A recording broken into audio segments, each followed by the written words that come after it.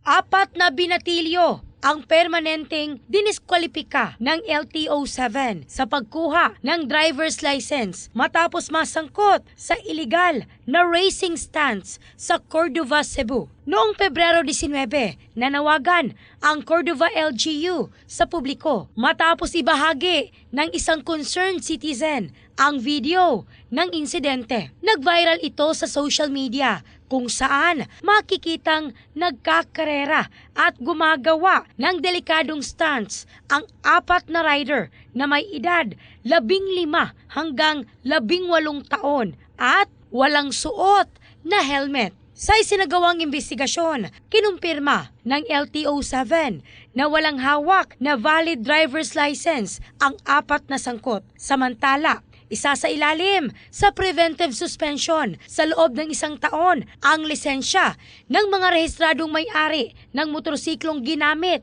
sa stunts. Humarap na rin sa alkalde na si Mayor Cesar Suan ang apat na binatilyo kung saan humingi sila ng paumanhin sa LTO-7 sa alkalde at sa publiko at nangakong hindi na uulitin ang kanilang ginawa. In the heart of changing lives, ako si Michelle Craste ng Brigada News Philippines, the Music and News Authority.